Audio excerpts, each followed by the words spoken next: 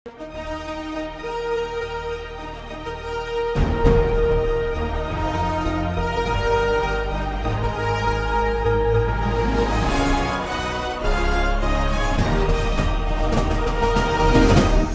பார்த்து கொண்டிருப்பது உங்கள் ஜாஷ்வா டிவி. சகல ஜனங்களுக்கும் நற்செய்தி.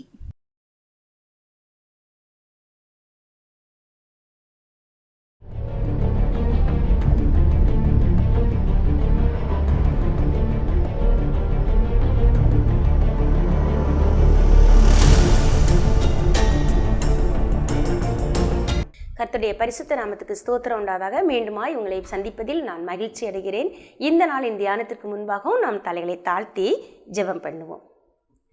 மண்ணுக்குள்ளே மாணிக்கமாய் என்னில் ஜொலித்திட, மண்ணுக்குள்ளே மாணிக்கமாய் என்னில் ஜொலித்திட, அந்த விண்ணை விட்டு மண்ணில் வந்து மானிடனானீரே, அந்த விண்ணை விட்டு மண்ணில் வந்து மானிடனானீரே. அல்லேலூயா அல்லேலூயா அல்லேலூயா. ஆராதனை ஆராதனை ஆராதனை. ஆண்டவரே, மண்ணான எங்களுக்குள் வாசம் பண்ணுகிற ஆவியானவரே, நன்றியோடு துதிக்கிறோம், ஸ்தோத்தரிக்கிறோப்பா. பொக்கிசமாய் ஆண்டவரே எங்களுக்குள் வந்து வாசம் பண்ணுகிறவரே, நன்றியோடு துதிக்கிறோம், ஸ்தோத்தரிக்கிறோம். கிருபையாய் நீ தந்த பொக்கிசத்துக்காக நன்றி ஏசப்பா. இந்த நாளில் அந்த பொக்கிசத்தை ஆண்டவரை போற்றி பாதுகாக்க, அந்த பொக்கிசத்தை ஆண்டவரை அநேகருக்கு நாங்கள் ஆண்டவரை ஆசீர்வாதமாக எடுத்து பயன்படுத்த எங்களுக்கு நீ கிருபை தாங்க. இந்த நாளிலும் எங்களோடு நீர் பேசுங்க. இயேசுவின் இன்ப நாமத்தில் ஜெபிக்கிறோம் நல்ல பிதாவே, ஆமேன். இந்த நாளிலும் நாம் தியானிக்கும்படி தெரிந்து கொண்ட வேத வசனம் 2 கொரிந்தியரின் புத்தகம் 4ஆம் அதிகாரம் 7ஆம் வசனம் முதல் 12ஆம் வசனம் முடிய. 2 கொரிந்தியருக்கு எழுதின நிருபம் 4ஆம் அதிகாரம் 7ஆம் வசனம் முதல். இந்த மகத்துவமுள்ள வல்லமை எங்களால் உண்டாயிராமல் தேவனால் உண்டாயிருக்கிறது என்று விளங்கும்படி இந்த பொக்கிஷத்தை மண்பாண்டங்களில் பெற்றிருக்கிறோம். நாங்கள் எப்பக்கத்திலும் நெருக்கப்பட்டும் ஒடுங்கி போகிறதில்லை, கலக்கமடைந்தும் மனமுறிபடுவதில்லை, துன்பப்படுத்தப்பட்டும் கைவிடப்படுகிறதில்லை, கீழே தள்ளப்பட்டும் மடிந்து போகிறதில்லை. இந்த மகத்துவமுள்ள வல்லமை எங்களால் உண்டாயிராமல் தேவனால் உண்டாயிருக்கிறது என்று விளங்கும்படி இந்த பொக்கிஷத்தை மண்பாண்டங்களில் பெற்றிருக்கிறோம். எந்த பொக்கிஷத்தை? ஒரு கடந்த நாளில் நம்ம தியானித்தோம். கடந்த வாரத்தில் இயேசு கிறிஸ்துவின் மகிமையின் அறிவாகிய ஒளி, அந்த நம்முடைய ஒளி நம்மில் பிரகாசிக்கும்படியாக, நம்முடைய இருதயங்களில் பிரகாசிக்கும்படியாக ஆண்டவர் நமக்குள்ளே வந்து வாசம் பண்ணுகிறார் அப்படின்னு சொல்லி. அவர் நமக்குள்ளே எப்படி வாசம் பண்ணுகிறார்? ஆவியானவரா, பரிசுத்த ஆவியானவரா நம்மோடு வாசம் பண்ணுகிறார். அவர் உங்களுடனே வாசம் பண்ணி உங்களுக்குள்ளே இருப்பதால் நீங்கள் அவரை அறிவீர்கள்னு வேதவசனம் சொல்லுது. ஆண்டவர் என்ன சொன்னார்? நான் போனால் தேற்றவரவன் வருவார், நான் போகாவிட்டு அவர் வரமாட்டார்னு. அவர் போனார். அவர் சிலுவையில் அடிக்கப்பட்டு மரித்து அடக்கம் பண்ணப்பட்டார். 3ஆம் நாள் உயிர் தெழுந்தார். பரமண்டலத்துக்கு ஏறின பிறகு 40ஆவது நாள் தன்னுடைய சீசர்களுக்கு பரிசுத்த ஆவியானவராக வந்து அவர்களோட வாசம் பண்ணுவேன் வாக்களித்தார், வாசம் பண்ணினார். அதே ஆவியானவர் நம்ம ஏற்கனவே நான் சொன்னது போல் விசுவாசத்தால் நம்ம அதை என்ன செஞ்சோம்? பெற்றுக்கொண்டோம். அந்த பரிசுத்த ஆவியானவரை ஒவ்வொரு நாளும் நமக்குள்ளே இருக்கிற அந்த ஆவியானவரை நாம் ஒவ்வொரு நாளும் என்ன செய்யணும் அப்படின்னு சொன்னால் சந்தோஷப்படுத்திக்கிட்டே இருக்கணும். இல்லை நம்முடைய செயல்களாலேயோ கிரியைகளினாலேயோ வார்த்தையினாலேயோ நம்ம அவரை துக்கப்படுத்தக்கூடாது.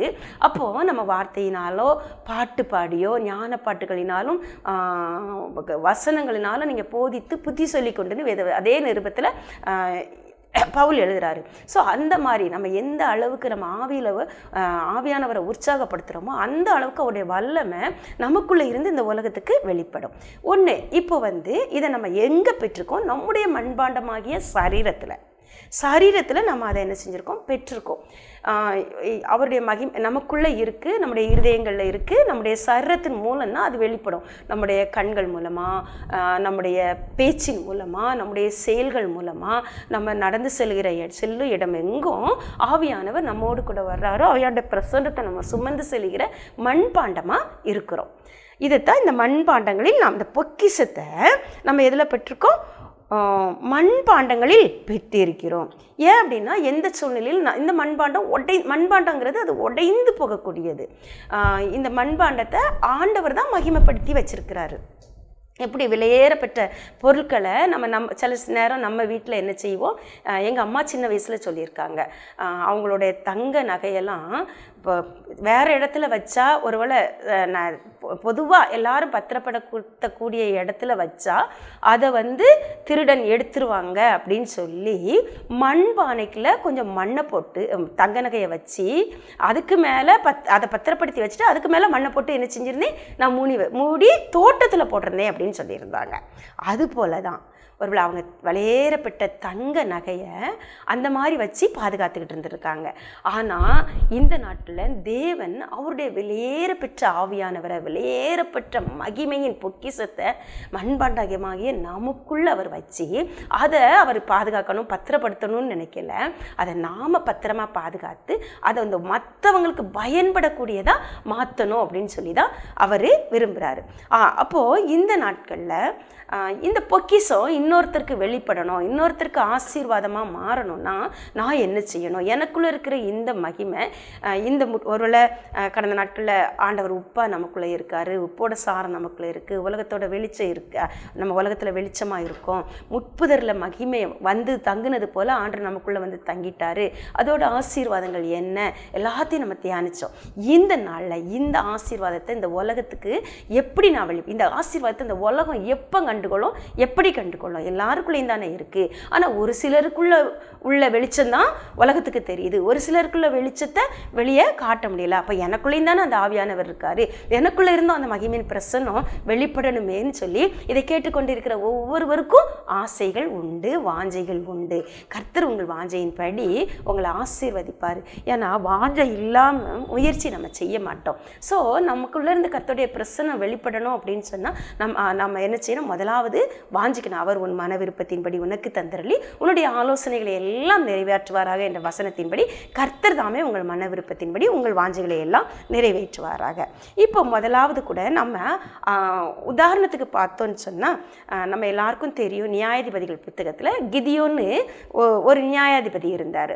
அந்த கிதியோ நியாயாதிபதி யுத்தத்துக்கு போகும்போது ஆண்டவர் ஒரு பெரிய படையை திரட்டிட்டுலாம் போக சொல்லலை, வெறும் 300 பேரை தெரிந்தெடுத்தார். அந்த 300 பேர் கையிலையும் மண்பாண்டத்தை கொடுத்து அந்த மண்பாண்டத்துக்குள்ள தீவட்டியை வச்சுக்கிட்டு யுத்தத்துக்கு போக சொன்னார்.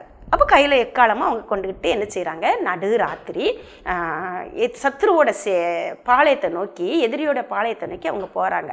அப்படி போகும்போது மண்பாண்டம் இருந்து மண்பாண்டத்துக்குள்ளே தீவட்டி இருந்துச்சு.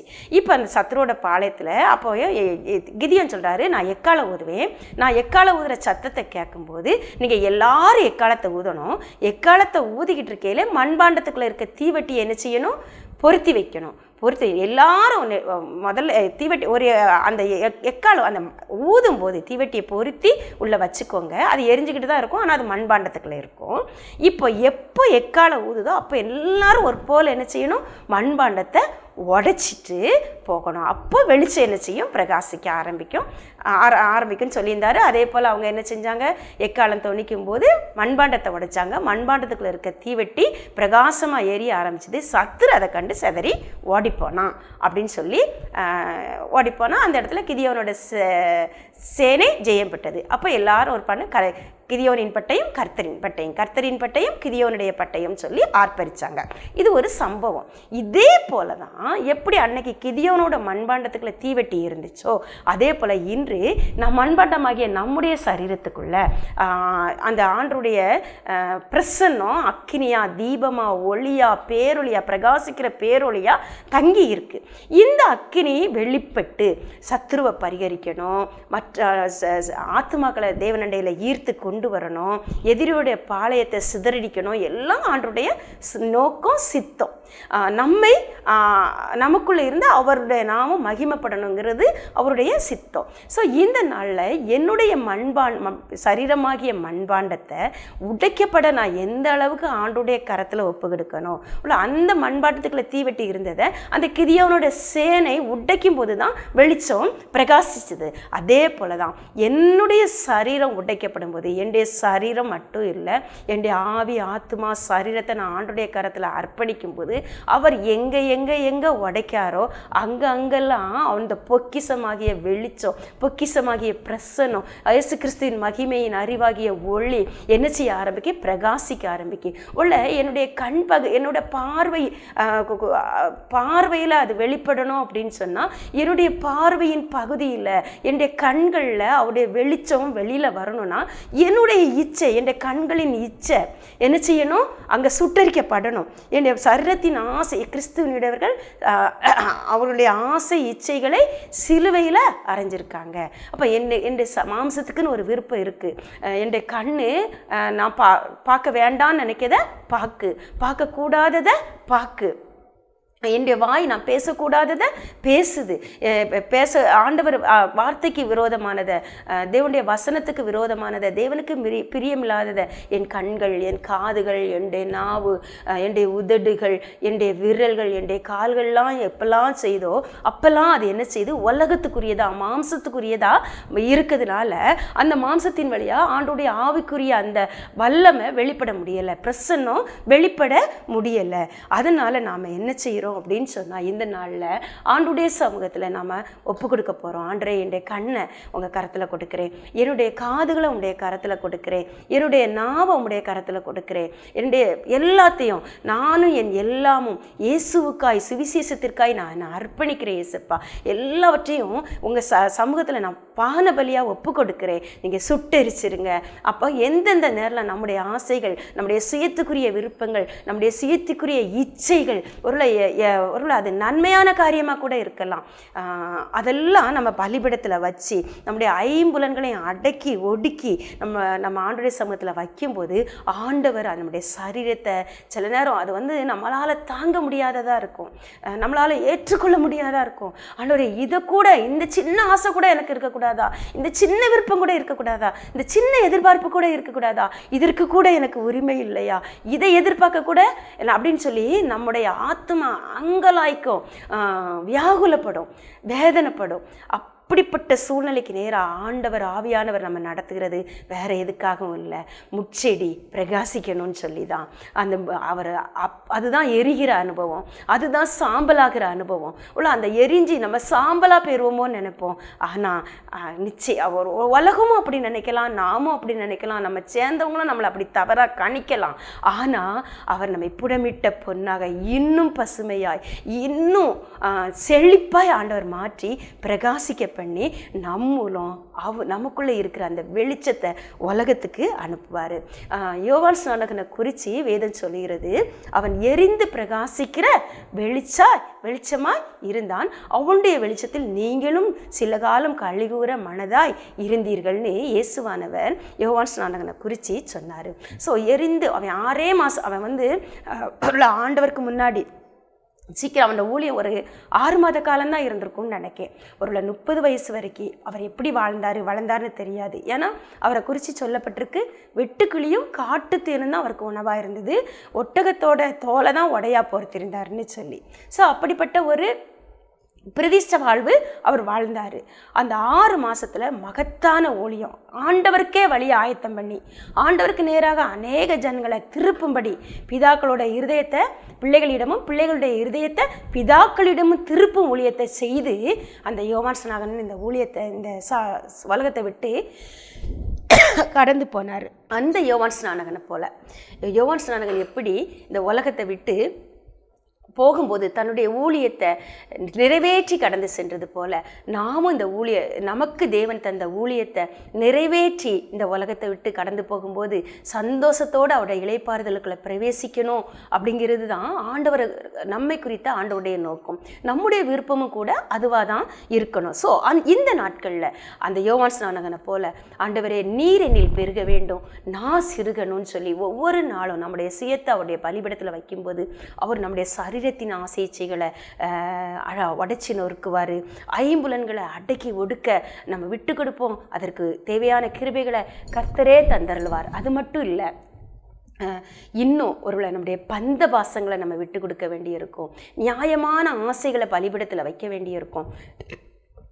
அநியாயத்தை மட்டும் இல்லை, நியாயமானதை உள்ள அநியாயங்களை நீக்கி சுத்திகரித்த தகப்பன் இன்னும் அவருடைய வல்லமை நம்ம வெளிப்படும்படி நியாயமான ஆசைகளையும் ஈசாக்குகளையும் இஸ்மவேலை மட்டும் இல்லை ஈசாக்குகளையும் கூட தேவனுடைய பலிபீடத்தில் வைக்கணும் அப்படின்னு எதிர்பார்க்காரு. அப்படி நாம் வைக்கும்போது இந்த மண்பாண்டம் நொறுக்கப்படும். நம்மிலிருந்து உச்சி முதல் உள்ளங்கால் வரை தேவனுடைய வார்த்தை பரிபூரணமாக வெளிப்படும். அந்த வெளிப்படும் போது அது தேவ சத்தமாக தொனிக்கும், மோசேக்களை எழுப்பும், அவங்களுடைய அழைப்புகளை உயிர்ப்பிக்கும், ஆயிரங்களை ஆண்டவர் அண்டை நடத்தும். கர்த்தர் தாமே இந்த வார்த்தைகளை ஆசீர்வதிப்பாராக. இன்னுமாய் கூட நம்ம தலைகளை தாழ்த்தி ஜெபம் பண்ணுவோம். சுயமென்னும் மண்பாண்டம் உடைக்கப்பட்டாலே சுடரொளியாய் இயேசு உன்னில் வெளிப்படுவாரே. சுயமென்னும் மண்பாண்டம் உடைக்கப்பட்டாலே சுடரொளியாய் இயேசு உன்னில் வெளிப்படுவாரே. கர்த்தரின் மகிமை உன்னில் காணப்பட்டாலே கனமான பாத்திரமாய் பயன்படுவாயே. கர்த்தரின் மகிமை உன்னில் காணப்பட்டாலே கனமான பாத்திரமாய் பயன்படுவாயே. கனமான பாத்திரமாய் பயன்படுவாயே. வானிலவு வளர்ந்து வர வார்த்து தேவையில்லை, தீவிரை என்பது சூரியனுக்கில்லை. ஏசப்பா, நீர் எங்களுக்குள் நீதியின் சூரியனாய் பிரகாசித்து கொண்டிருக்கிறீர். அதற்காக உமக்கு நன்றி செலுத்துகிறோப்பா. ஆண்டவரே, உம்மிலே அன்பு கூறுகிறவர்கள் வல்லமையோடே உதிக்கிற சூரியனை போல இருப்பார்கள் என்று நீர் சொல்லியிருக்கிறீரப்பா. அந்த வார்த்தையின்படியாய் அன்றைய உம்முடைய சமூகத்தில் நாங்கள் எங்களை அர்ப்பணிக்கிறோம். அன்றைய எங்களுடைய சுயத்தை சுட்டரிக்க ஒப்பு கொடுக்கிறோம். எங்களுடைய நியாயமான ஆசைகளை உங்களுடைய பலிபீடத்தில் வைக்கிறோம். ஏசப்பா, நீர் எங்களை சுத்திகரித்து ஆண்டவரே, எந்தெந்த பகுதியில் ஆண்டவரை இன்னும் உங்களுடைய மகிமை வெளிப்படவில்லையோ அந்தந்த பகுதியில் ஆண்டவரே நீர் எங்களை உடைத்து உருவாக்கி உமக்கென்று பயன்படுத்தும்படியாய் ஜெபிக்கிறோம். இயேசுவின் இன்ப நாமத்தில் ஜெபிக்கிறோம் நல்ல பிதாவே, ஆமேன்.